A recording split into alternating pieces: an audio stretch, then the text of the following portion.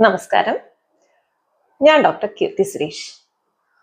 ഇന്ന് മാർച്ച് 8 ലോകമെമ്പാടും വനിതാ ദിനമായിട്ട് അഥവാ വിമൻസ് ഡേ നമ്മൾ ആഘോഷിക്കുന്ന ഒരവസരമാണ്. അപ്പോൾ വിമൻസ് ഡേ എന്തിനാണ് നമ്മൾ ആഘോഷിച്ചു തുടങ്ങിയെന്ന് ചോദിച്ചു കഴിഞ്ഞാൽ സ്ത്രീ സമത്വത്തിന് വേണ്ടിയിട്ടും സ്ത്രീകളുടെ ഉന്നമനത്തിന് വേണ്ടിയിട്ടുള്ള പ്രവർത്തനങ്ങൾ കുറച്ചുകൂടെ വ്യാപകമാക്കുന്നതിന് വേണ്ടിയിട്ടുമാണ് നമ്മൾ ശരിക്കും ഈ വനിതാ ദിനം ആഘോഷിച്ചു തുടങ്ങിയത്. അപ്പോൾ ഈ വർഷത്തെ വനിതാ ദിനത്തിന്റെ സന്ദേശം എന്താന്ന് വെച്ച് കഴിഞ്ഞാൽ ആക്സിലറേറ്റ് ആക്ഷൻസ് എന്നാണ്. അതായത് ഇപ്പോൾ ചെയ്തുകൊണ്ടിരിക്കുന്ന പ്രവൃത്തികൾ തന്നെ കുറച്ചൊന്ന് ത്വരിതപ്പെടുത്തുക, കുറച്ചൊന്ന് ഫാസ്റ്റ് ആക്കുക എന്നുള്ളതാണ് ഈ വർഷത്തെ തീം വിമൻസ് ഡേയുടെ. അപ്പോൾ നമ്മുടെ കേരളം എടുത്തു കഴിഞ്ഞു കഴിഞ്ഞാൽ ഒത്തിരി അധികം കാര്യങ്ങൾ, ഉദാഹരണത്തിന് വിദ്യാഭ്യാസപരമായിട്ടും അതുപോലെ ഇപ്പം ജോലിക്ക് പോകുന്നതായിക്കോട്ടെ, അങ്ങനെ പല കാര്യങ്ങളിലും കഴിഞ്ഞ ഒരു തലമുറയെ അപേക്ഷിച്ച് നോക്കുമ്പോൾ നമ്മുടെ ഇന്നത്തെ തലമുറകളിലെ പെൺകുട്ടികൾ ഒത്തിരി മുന്നിലേക്കാണ്. പക്ഷെ സ്റ്റിൽ നമ്മൾ ഒരു കാര്യത്തില് അത്രയധികം പുരോഗതി കൈവരിച്ചിട്ടുണ്ടോ എന്നുള്ളത് നമ്മൾ ഒന്നുകൂടെ ചിന്തിക്കേണ്ട ഒരു കാര്യമാണ്. അതാണ് സ്ത്രീകളുടെ ആരോഗ്യ കാര്യത്തിൽ. അപ്പോൾ അവിടെ ഇപ്പോഴും ചെറിയ ഒരു ഡിഫക്റ്റ് ഇപ്പോഴും ഇല്ലേ, ആ ഒരു രീതിയിലുള്ള പ്രോഗ്രസ് ഉണ്ടോ എന്നുള്ളത് നമ്മൾ സംശയിക്കേണ്ടിയിരിക്കുന്നു. കാരണം ഇത് നമ്മുടെ അടുത്ത് വരുന്ന പേഷ്യൻസിൽ നിന്ന് നമുക്ക് കിട്ടിയ ഒരു ഫീഡ്ബാക്ക് ആണ്. 2-3 ഉദാഹരണങ്ങൾ പറയാം. ശരിക്കും ഇതിന് വിദ്യാഭ്യാസവും ജോലിയും ആയിട്ട് വലിയൊരു ബന്ധം ഇല്ലാന്ന് വേണം പറയാൻ. കാരണം വിദ്യാഭ്യാസവും ജോലിയൊക്കെ ഉണ്ടായിട്ട് ഇൻഡിപെൻഡന്റ് ആയിട്ട് ജോലി ചെയ്ത് ജീവിക്കുന്ന സ്ത്രീകളിൽ പോലും അവരുടെ ആരോഗ്യ പ്രശ്നങ്ങളിൽ മുന്നോട്ട് വരാനായിട്ട് ഒരു മടിയോ അല്ലെങ്കിൽ ഒരു ഹെസിറ്റേഷനോ ഒക്കെ ഇപ്പോഴും നമുക്ക് കാണാം. 2-3 ഉദാഹരണങ്ങൾ പറയാം. ഒന്ന്, കഴിഞ്ഞ ദിവസം നമ്മുടെ OP-യിൽ വന്നൊരു പേഷ്യൻ്റ് ആണ്. അപ്പോൾ ഭയങ്കര തളർച്ച, ക്ഷീണം, ഹൃദയമിടിപ്പിന്റെ പ്രശ്നം, അങ്ങനെ കാർഡിയോളജിസ്റ്റിന്റെ അടുത്താണ് അവർ പോയത്, ഹാർട്ടിന്റെ ഡോക്ടറെ അടുത്താണ് പോയത്. കാരണം ഹൃദയ സംബന്ധമായിട്ടുള്ള എന്തോ പ്രശ്നം ഉണ്ടെന്ന് സംശയം ഉണ്ടായിരുന്നു. അങ്ങനെ പോയി നോക്കിയപ്പോൾ രക്തത്തിന്റെ അളവ്, ഹീമോഗ്ലോബിന്റെ അളവ് എന്ന് പറയുന്നത് 4 ആണ്. നോർമൽ സ്ത്രീകളുടെ ഹീമോഗ്ലോബിൻ ലെവൽ വരുന്നത് 12 മുതൽ 14 വരെയാണ്. അപ്പൊ 4 എന്തുമാത്രം കുറവാണെന്ന് നിങ്ങൾക്ക് മനസ്സിലായല്ലോ. അപ്പോ ചോദിക്കുമ്പോൾ പറയാണ്, കഴിഞ്ഞ ഒരു 2-3 കൊല്ലമായിട്ട് പീരീഡ് സമയത്തെ ബ്ലീഡിങ് അധികമാണ്, രക്തസ്രാവം അമിതമായിട്ടാണ് വരുന്നത്, കഷ്ണങ്ങളായിട്ടൊക്കെ പോകുന്നുണ്ട്, 10 ദിവസത്തിൽ കൂടുതൽ ബ്ലീഡിങ് നീണ്ടു നിൽക്കുന്നുണ്ട്. പക്ഷെ ഇത് എങ്ങനെ പുറത്ത് പറയും? പുറത്ത് പറയാനുള്ള മടി കാരണം പറയാതിരിക്കുകയാണ്. ആള് എഡ്യൂക്കേറ്റഡ് ആണ്, പഠിച്ച ആളാണ്, ഇപ്പൊ കറണ്ട്ലി വീട്ടമ്മയാണ്. പക്ഷെ സ്റ്റിൽ അവർക്ക് ഇങ്ങനെ ഒരു പ്രശ്നം ഉണ്ട് എന്ന് പറഞ്ഞ് ഹോസ്പിറ്റലിൽ വന്ന് കാണിക്കാൻ ഈ 3 വർഷവും സാധിച്ചില്ല. ഈ 3 വർഷം കഴിഞ്ഞപ്പോഴും അവര് ഗൈനക്കോളജിസ്റ്റിനെ കണ്ട് ഈ ബ്ലീഡിങ് കാണിക്കാനല്ല വന്നത്, അവര് കാർഡിയോളജിസ്റ്റിനെ കണ്ട് ഹൃദയത്തിന് എന്തോ പ്രശ്നമുണ്ടോ എന്ന് നോക്കാനാണ് മെയിൻലായിട്ട് വന്നേക്കുന്നത്. അപ്പൊ ശരിക്കും പറഞ്ഞാൽ ഹീമോഗ്ലോബിന്റെ ലെവലൊക്കെ 6-ൽ താഴെ പോയി കഴിഞ്ഞു കഴിഞ്ഞാൽ ഹൃദയ സംബന്ധമായിട്ടുള്ള ബുദ്ധിമുട്ടുകൾ ഒത്തിരി വരാം. അപ്പൊ അത് ഒരു ഉദാഹരണം. രണ്ടാമത്തെ ഒരു ഉദാഹരണം എന്ന് പറഞ്ഞു കഴിഞ്ഞാൽ ഒരു പേഷ്യന്റ് വരാണ്, വയറ് ഭയങ്കരമായിട്ട് വീർത്തിരിക്കുന്നു. അപ്പൊ ചോദിച്ചപ്പോ ഒരു 2 കൊല്ലം മുന്നേ ഒന്ന് സ്കാൻ ചെയ്തപ്പോ അണ്ടാശയത്തിൽ ഒരു മുഴയുണ്ടായിരുന്നു, ഒരു 3-4 സെന്റിമീറ്റർ ഒരു മുഴയുണ്ടായിരുന്നു. അപ്പോ ഡോക്ടർ കുറച്ച് ടെസ്റ്റുകളൊക്കെ പറഞ്ഞു, ഫോളോ അപ്പ് വേണമെന്ന് പറഞ്ഞു. പക്ഷെ പിന്നെ പോയിട്ടില്ല. ഇപ്പൊ നോക്കുമ്പോ അത്യാവശ്യം നല്ല സൈസ് ആയിട്ടുണ്ട്. ആ ഒരു 3-4 സെന്റിമീറ്റർ എന്ന് അവർ പറയുന്നു. പഴയ സ്കാൻ നമ്മൾ കണ്ടില്ല, പക്ഷെ പറയുകയാണ് ഈ ഇത്ര സൈസേ ഉണ്ടായിരുന്നുള്ളൂ. ഇപ്പൊ നോക്കുമ്പോൾ ഒരു 17-18 സെന്റിമീറ്ററോളം സൈസ് ഉണ്ട്. അപ്പൊ അത്രയും വലിയ ഓവറിയിലെ മുഴയായി കഴിഞ്ഞു.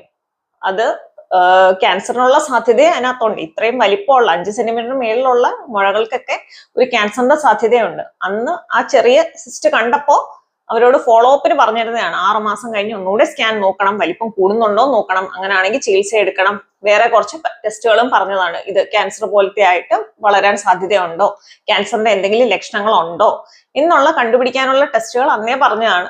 പക്ഷെ അന്ന് അവരത് സാരമാക്കിയില്ല. ഇതും അത്യാവശ്യം നല്ല എഡ്യൂക്കേഷനുള്ള ഒരു ലേഡിയാണ്. മൂന്നാമത്തെ സംഭവം എന്ന് പറഞ്ഞു കഴിഞ്ഞാൽ ശരിക്കും നമ്മളെ ഇരുത്തി ചിന്തിപ്പിക്കേണ്ട ഒന്നാണ്. കാരണം ഒരു സ്കൂൾ ടീച്ചറാണ് വരുന്നത്. സ്കൂൾ ടീച്ചർ റിട്ടയർ ചെയ്ത് കഴിഞ്ഞു. അപ്പോ ബ്രസ്റ്റിൽ ഒരു ചെറിയ മുറിവ്, മാറിടത്തിൽ ഒരു ചെറിയ മുറിവ് ഉണ്ട്. അത് ഉണങ്ങുന്നില്ല. ഓയിന്റ്മെന്റ് ഏതൊക്കെയോ മെഡിക്കൽ ഷോപ്പിൽ നിന്ന് മേടിച്ചിട്ട് നോക്കി, പക്ഷെ സ്റ്റിൽ ഉണങ്ങുന്നില്ല, കരിയുന്നില്ല മുറിവ് എന്നുള്ള പ്രശ്നമായിട്ടാണ് വരുന്നത്. പക്ഷെ നമ്മൾ നോക്കുമ്പോൾ എന്താന്ന് വെച്ച് കഴിഞ്ഞാല് ബ്രസ്റ്റില് മൊത്തവും ഒരു മുഴ വ്യാപിച്ചിരിക്കുകയാണ്. ആ മുഴയുടെ വ്യാപനമാണ് ഈ തൊലിപ്പുറത്തുള്ള വ്രണമായിട്ട് രൂപാന്തരപ്പെട്ടേക്കുന്നത്. അതാണ് ഈ കരിയാതിരിക്കുന്നത്, മുറിവ് കരിയാതിരിക്കുന്നത്. അത് ഓയിന്റ്മെന്റ് ഇട്ടാലൊന്നും കരിയത്തില്ല. കാരണം ആ മുഴ എന്ന് പറയുന്നത് മോസ്റ്റ് പ്രോബബ്ലി ക്യാൻസർ ആയിരിക്കും. ക്യാൻസറിന്റെ വളരെ അഡ്വാൻസ്ഡ് ആയിട്ടുള്ള സ്റ്റേജിലാണ് അത് സ്കിന്നിലേക്ക് ബാധിക്കുന്നത്. തൊലിപ്പുറത്ത് ബാധിക്കുന്നതും ഇതുപോലെ അൾസറായിട്ട്, മുറിവായിട്ട്, വ്രണമായിട്ട് മാറുന്നത്. അപ്പൊ കാര്യം പറയുകയാണെങ്കിൽ ആള് സ്കൂൾ ടീച്ചറാണ്, വർക്ക് ചെയ്തുകൊണ്ടിരുന്ന ആളാണ്, ഇൻഡിപെൻഡന്റ് ആയിട്ടുള്ള ആളാണ്. വേറെ കാശിനോ അല്ലെങ്കിൽ ഒരു ഹോസ്പിറ്റലിൽ പോകുന്നതിനോ വേറെ ആരുമായിട്ട് ഡിപ്പെൻഡ് ചെയ്യേണ്ട ഒരാളല്ല. പക്ഷെ ചോദിക്കുമ്പോൾ പറയാണ് വീട്ടില് ഹസ്ബൻഡും 2 ആൺകുട്ടികളും മാത്രമേ ഉള്ളൂ, അവരോട് ഇതൊക്കെ എങ്ങനെയാ ഡോക്ടറെ പറയുന്നതെന്ന്.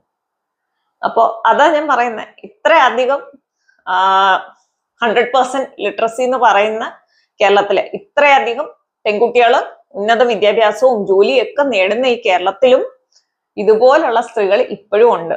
ഇവർക്കാർക്കും വിദ്യാഭ്യാസം ഇല്ലാത്തോണ്ടോ അല്ലെങ്കിൽ സ്വന്തം കാലിൽ നിൽക്കാൻ പറ്റാത്തോണ്ടോ അല്ലെങ്കിൽ കാശില്ലാത്തോണ്ടോ ഒന്നുമല്ല. അവർക്ക് ആരെയും ഡിപ്പെൻഡ് ചെയ്യേണ്ട ആവശ്യം പോലും ഇല്ല, ശരിക്കും ഡിപ്പെൻഡന്റും അല്ല. പക്ഷെ ഇങ്ങനെയുള്ള സ്ത്രീരോഗമായിട്ടുള്ള വിഷയങ്ങളിൽ ഒരു ഹോസ്പിറ്റലിൽ പോകാനോ ഒരു ഡോക്ടറെ അടുത്ത് പോകാനോ മടിയാണ്, ഹെസിറ്റേഷൻ ആണ്. എന്തിനാണെന്ന് അറിയില്ല. അപ്പോൾ അങ്ങനെയുള്ള ആൾക്കാർ ഇപ്പോഴും ഉണ്ട്. അതായത് സ്വന്തം ആരോഗ്യം ഏറ്റവും ലാസ്റ്റ് പ്രയോറിറ്റി ആയിട്ട് കാണുന്ന സ്ത്രീകൾ. ഇപ്പോൾ അവരുടെ ഫാമിലിയിൽ എല്ലാ കാര്യങ്ങളും കഴിഞ്ഞോട്ടെ, പിള്ളേരുടെ പഠിത്തം കഴിഞ്ഞോട്ടെ, ഹസ്ബൻഡിന്റെ ജോലിക്കാര്യം എല്ലാം കഴിഞ്ഞോട്ടെ, അത് കഴിഞ്ഞിട്ട് ഞാൻ എൻ്റെ ആരോഗ്യത്തെ ശ്രദ്ധിക്കാം എന്ന് പറഞ്ഞിരിക്കുന്നവരാണ് പലരും. പക്ഷെ എന്താ പ്രശ്നം എന്ന് പറഞ്ഞു കഴിഞ്ഞാൽ അവസാനം ഇവരുടെ പ്രയോറിറ്റി എത്തി, ഇവരുടെ ചെക്കപ്പിനൊക്കെ പോവാൻ റെഡി ആവുന്ന ഒരു സമയം ആവുമ്പോഴത്തേക്കും ഇവരുടെ അസുഖങ്ങൾ എന്ന് പറയുന്നത് നമുക്ക് നേരത്തെ കണ്ടുപിടിച്ചാൽ വളരെ ഈസി ആയിട്ട് ചികിത്സിക്കാൻ പറ്റുന്ന സ്റ്റേജിൽ നിന്നും ഒത്തിരി അഡ്വാൻസ്ഡ് ആയിട്ടുള്ള സ്റ്റേജിൽ, ഇപ്പം ക്യാൻസർ പോലുള്ള അസുഖങ്ങളൊക്കെ വളരെ ഏർലി സ്റ്റേജിൽ കണ്ടുപിടിച്ചു കഴിഞ്ഞു കഴിഞ്ഞാൽ വളരെ ഈസി ആയിട്ട് ട്രീറ്റ് ചെയ്യാൻ പറ്റുന്നതാണ്. അപ്പം അവർക്കങ്ങനെ ഒരു സംശയം തോന്നിയിട്ട് അറിയാമായിട്ടുണ്ടായിരുന്നിട്ട് പോലും, അങ്ങനെ ഒരു സംശയം ഉണ്ടായിരുന്നിട്ട് പോലും ചെക്കപ്പിന് വരാത്ത ആൾക്കാരാണ് ഞാൻ ഇപ്പൊ പറഞ്ഞത്. അവരാരെയും കുറ്റം പറയുകയല്ല, പക്ഷെ എന്തോ ഒരു മടി ഇപ്പോഴും നമ്മുടെ സ്ത്രീകൾക്കിടയിലുണ്ട്. അപ്പോ അങ്ങനെ ഒരു പ്രശ്നം ഉള്ളത് കൊണ്ട് തന്നെ സ്ത്രീ രോഗങ്ങളെ പറ്റി നമുക്ക് കുറച്ചുകൂടി ഡിസ്കഷൻ ആവശ്യമാണ്, കുറച്ചുകൂടെ അവയർനെസ് ആവശ്യമാണ്. കാരണം പല ആരോഗ്യ പ്രശ്നങ്ങളാണെന്ന് തിരിച്ചറിയാൻ തന്നെ വളരെ വൈകിപ്പോകുന്നു. അതിന്റെ കോംപ്ലിക്കേഷനിലേക്ക് എത്തിയ ശേഷം മാത്രമാണ് അതൊരു പ്രശ്നമായിരുന്നു, ആരോഗ്യ പ്രശ്നമായിരുന്നു, നേരത്തെ കണ്ടുപിടിച്ച് നേരത്തെ ചികിത്സിക്കേണ്ടതായിരുന്നു എന്ന് മനസ്സിലാക്കുന്ന പലരും. അപ്പോൾ അങ്ങനെയുള്ള സ്ത്രീകളെ സംബന്ധിക്കുന്ന ആരോഗ്യ പ്രശ്നങ്ങളെ പറ്റി ചർച്ച ചെയ്യാനാണ് നമ്മുടെ ഈ കൊച്ചു ചാനൽ. അപ്പോൾ നിങ്ങൾക്ക് ഇതിനകത്ത് വരുന്ന വീഡിയോസ് ഇത് സംബന്ധമായിട്ടുള്ളതായിരിക്കും. അപ്പോൾ അതിന് സംശയങ്ങൾ എന്തെങ്കിലും ഉണ്ടെങ്കിൽ നിങ്ങൾക്ക് തീർച്ചയായിട്ടും കമന്റ് ബോക്സിൽ ചോദിക്കാം, ഞാൻ റിപ്ലൈ തരുന്നതായിരിക്കും. ഇതിനകത്തുള്ള വീഡിയോസ് ഒക്കെ ഇഷ്ടപ്പെടുകയാണെങ്കിൽ തീർച്ചയായും ലൈക്ക് ചെയ്യുക, കമന്റ് ചെയ്യുക, ഷെയർ ചെയ്യുക. ചാനൽ ഇഷ്ടപ്പെട്ടു കഴിഞ്ഞാൽ ഒന്ന് സബ്സ്ക്രൈബും കൂടി ചെയ്യുക. പുതിയ ആരോഗ്യ പ്രശ്നങ്ങളുടെ ഡീറ്റെയിൽസ് ഉൾപ്പെടുത്തുന്ന വീഡിയോകളുമായിട്ട് നമുക്കിനി കാണാം. നന്ദി.